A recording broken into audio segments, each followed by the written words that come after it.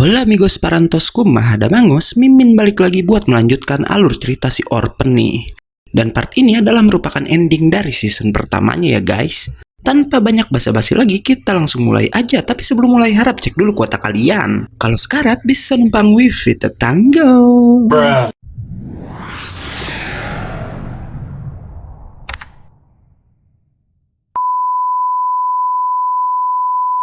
Setelah kekalahan Kiri Lancelot palsu, Azali nggak diduga muncul di hadapan Orpen. Ia bilang jika ia sendiri nggak menduga kalau Killing Doll-nya bisa mendapatkan kesadaran sendiri dan melakukan banyak kejahatan. Tapi Orpen yang sekarang berbalik udah sangat membenci Azali nggak mempercayainya dan malah mengajak gadis itu bertarung.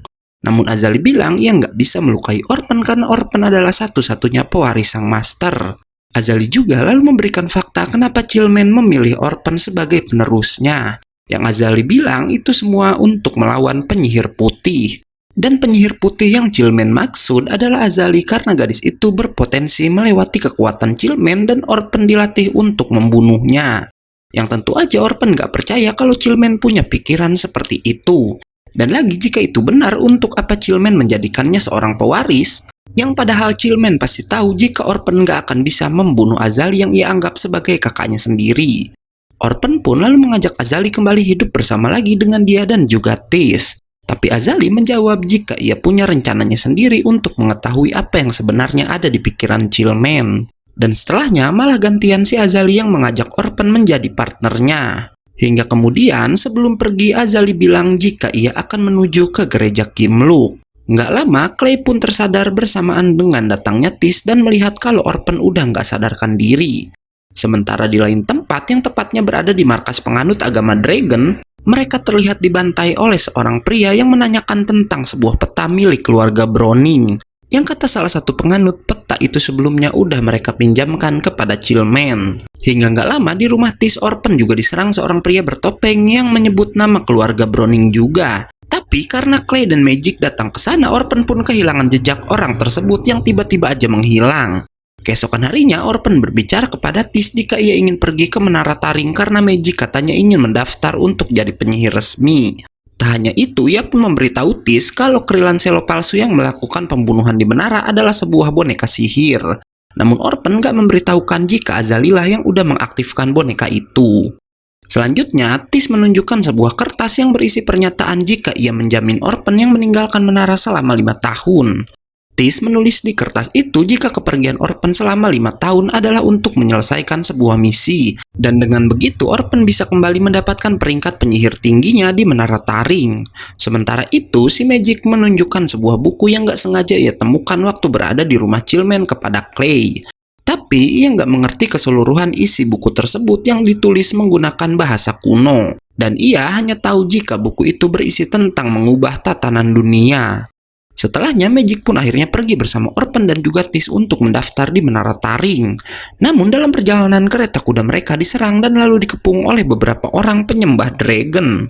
Karena orang-orang yang menyerang itu hanyalah orang biasa, Orpen pun melawan mereka tanpa menggunakan sihirnya. Si Orpen merasakan jika kemampuannya tiba-tiba meningkat hingga bisa dengan mudah mengalahkan semua pengikut Dragon tersebut. Orpen lalu bertanya pada salah satu pria kenapa ia menyerang mereka dan pria itu menjawab, karena para pengikut Dragon ini ingin membalaskan dendam teman-temannya yang udah dibantai di scene sebelumnya. Dan mereka menyalahkan Orpen yang udah melakukan hal tersebut. Tapi nggak lama pembunuh yang sebenarnya pun datang dan langsung menghabisi pria yang sedang ditanya Orpen menggunakan sihirnya. Pria itu lalu menemui Orpen dan mengenalkan dirinya yang bernama Hydran.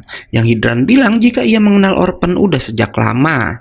Orpen lalu menyerang Hydran tapi pria itu bisa menghindarinya dan ternyata Hydran juga adalah penyihir dari Menara Taring yang diperintahkan para petinggi untuk mengawal Orpen, Tis, dan juga Magic sampai ke menara tersebut. Singkat cerita, ketiganya pun udah sampai di menara hingga nggak lama mereka ditemui oleh salah satu anak buah Forte yang bilang jika Tis harus membantu pendaftaran Magic, sedangkan si Orpen sendiri udah ditunggu Forte di ruangannya. Forte langsung bertanya keberadaan Chillman kepada Orpen, tapi jagoan kita ini memilih untuk tetap diam. Hingga kemudian Forte memberitahu Orpen tentang anak buahnya tadi yang bernama Finby. Yang Forte bilang jika si Finbi itu adalah seorang mata-mata yang dikirim oleh seorang master seperti Chillman yang bernama Uowar. Mendengar itu, Orpen pun berkata kenapa Forte masih bisa tenang padahal kata Tis pernah ada orang yang ingin meracuni minuman si Forte. Si Forte nggak menjawab apa-apa dan malah bilang jika mereka harus menghancurkan Uowar dan semua muridnya sebelum mereka menghabisi murid-murid Chillman terlebih dahulu. Forte juga memberitahukan jika Hydran yang sekarang jadi anak buah salah satu petinggi di Menara Taring, dulunya juga adalah salah satu murid dari Uowar. Setelahnya, Forte pun berkata jika semalam para pengikut Dragon udah dibantai di pinggiran kota Tafrem. Ia juga lalu menunjukkan laporan yang dibuat oleh Hydran mengenai penyerangan yang dialami Orpen dan Tis saat menuju ke Menara Taring tadi, di mana si Hydran menulis laporan yang menyebutkan jika semua pengikut Dragon mati di tangan Orpen dan Tis setelah orang-orang itu menyerang kereta kuda mereka, yang tentu aja membuat Orpen terkejut karena ia hanya memukuli mereka hingga pingsan. Setelah membaca itu, Orpen pun langsung menemui Uowar di kelasnya. Orpen langsung belak-belakan berkata kalau Hydran lah yang udah membunuh para penyerang. Tapi Uowar cuma bilang jika ia nggak mau tahu tentang masalah itu karena yang ia tahu para muridnya menemukan mayat-mayat itu tergeletak di jalanan. Mendengar itu, Orpen pun mengancam Uowar dan berkata jangan pernah berani menyentuh Tis dan juga Magic. Tapi Uowar malah balik memperingatkan Orpen yang ia bilang jangan pernah berani menjadikannya musuh, karena sekarang Chillman sedang tak ada di Menara Taring. Pada sore harinya, Orpen pun kembali pulang bersama Tis dan juga Magic. Sementara di tempat lain, Clay yang sedang berjalan-jalan bersama Tivis dan Patricia terlihat sedang diawasi oleh seseorang. Dan gak lama, kereta kuda si Orpen sampai di tempat mereka dan di sana Orpen melihat kalau Clay udah terjatuh dengan kepala yang mengeluarkan darah. Si Tivis lalu bilang jika ada seorang pria bertopeng yang tiba-tiba melompat dan melukai kepala Clay. Patricia lalu menambahkan jika orang itu mengenakan seragam khusus untuk bertempur milik Menara Taring, membuat Orpen teringat pada pria yang menyerangnya di rumah Tis semalam. Dan gak diduga, si Tis yang sangat marah dengan kejadian itu langsung berniat mencari si penyerang seorang diri. Pada malam harinya, setelah menyembuhkan luka Clay, Orpen pun berniat mencari Tis. Sedangkan si Tis sendiri terlihat mengejar si penyerang sampai ke sebuah bangunan tua. Tapi nggak diduga ternyata penyerang itu ada dua orang di mana mereka adalah Hydran dan juga murid Uowar yang bernama Swen. Hydran langsung bertanya mengenai peta keluarga Borning karena mereka mengira jika salah satu murid Chillman lah yang menyimpan benda tersebut. Tis pun langsung menyerang keduanya menggunakan sihir api. Melihat itu, Hydran menyuruh Swen memotong tenggorokan Tis agar wanita itu nggak bisa membaca mantranya. Tis langsung mengenai Swen dengan telak, tapi pria itu nggak terluka sama sekali dan malah bisa menangkap Tis. Hydran mencoba memotong tenggorokan Tis, beruntung gadis itu bisa menghindar walau ia harus kehilangan beberapa jarinya. Saat Hydran akan membawa Tis, nggak diduga seseorang berseragam tempur lain datang ke hadapan Tis. Dan ternyata itu adalah Azali yang mencoba melindungi temannya, guys. Hydran dan Swen yang takut sama Azali pun auto melarikan diri dari tempat itu. Hingga nggak lama Orpen datang, tapi Azali udah nggak ada di sana. Sesampainya di rumah, Tis mengira jika Orpen lah yang udah menyelamatkannya. Dan mengira kalau ia sendiri udah salah lihat sampai-sampai mengira Azali datang ke hadapannya. Orpen lalu bilang jika jari Tis udah berhasil disambungkan walau bekas lukanya nggak akan bisa dihilangkan. Orpen yang marah lalu bilang ia akan membalaskan dendam Tis, tapi Tis mencegahnya dan menyuruh Orpen menghubungi Forte agar si Forte berbicara pada para petinggi supaya Hydran dan semua kelas Uowar mendapatkan balasan yang setimpal. Tis lalu bilang jika Komikorn masih hidup pasti dia bisa menyembuhkan luka di jari Tis. Di sana Tis juga bilang setelah kematian Komikorn, Korgon yang merupakan murid paling misterius di kelas Chillman tiba-tiba aja meninggalkan menara. Hingga murid Chillman yang tersisa tinggal ia bersama Forte dan karena itu Tis meminta Orpen untuk tak meninggalkannya lagi. Setelah keluar dari rumah Tis, Orpen pun ditemui oleh Azali yang memberitahukan tentang peta yang sedang dicari oleh kelas Uowar. Yang katanya itu adalah sebuah buku peninggalan dari Raja Sihir yang bernama Swedenborg. Di mana dulu buku itu ditemukan oleh gereja Kimluk, tapi karena orang-orang Kimluk membenci penyihir, mereka menitipkan buku itu pada sebuah keluarga bernama keluarga Borning. Tapi kemudian buku itu lagi-lagi berpindah tangan ke salah satu pemimpin agama Dragon, hingga kabar terakhir menyebutkan jika orang selanjutnya yang memegang buku itu adalah Chillman. Dan terbongkar alasan Uowar ingin mendapatkan buku itu, karena ia ingin menguasai menara dengan sihir rahasia yang tersimpan di dalam buku tersebut. Dan Azali bilang karena kejahatan mereka udah dilihat oleh Tis secara langsung, maka malam ini pasti kelas Uowar akan menyerang murid-murid Chillman. Sebelum pergi, Azali akhirnya memberitahu jika buku yang sedang dicari-cari ada di tangan Magic, guys. Dan lagi-lagi tanpa diketahui, ternyata si Clay mendengarkan perbincangan mereka berdua. Hingga akhirnya Orpen pun mengajak Magic dan Clay menemaninya pergi ke Menara Taring untuk balas dendam pada kelas Uowar. Ketiganya pun berhasil menyusup ke Menara Taring, tapi si Hydran tiba-tiba muncul dan menyerang Orpen dari belakang. Hydran pun lalu mengeluarkan pedangnya dan mencoba menebas Orpen, tapi Orpen malah pergi dari sana dan menggiring Hydran ke tempat latihan para penyihir.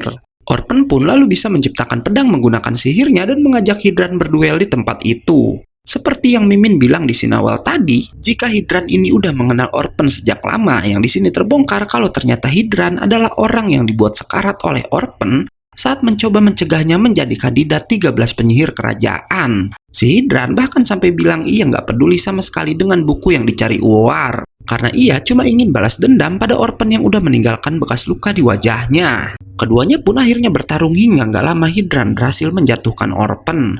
Tapi kemudian Orpen bangkit lagi dan memilih untuk bertarung jarak dekat. Sementara itu di luar, Clay didatangi Finby yang kemudian mencoba membunuh gadis itu. Tapi tentu aja binatang imut ini nggak tinggal diam dan dengan sihirnya berhasil memutuskan satu lengan Finby. Sementara itu di tempat lain si Magic lalu berhadapan dengan Swain. Magic mencoba melarikan diri tapi bukunya malah terjatuh dan diambil oleh si Swain. Melihat itu, Magic pun berencana melawan Swain karena ia merasa jika Orpen udah mempercayakan buku itu kepadanya. Magic langsung menyerang Swain dengan sihir yang cukup kuat, namun sayang serangannya itu masih meleset. Hingga bergantian Swain yang menyerang Magic dan sepertinya serangan itu mengenai Magic dengan sangat telak. Tapi ternyata Magic yang berbakat bisa menteleportasi dirinya sendiri menggunakan teknik buatan Chillman.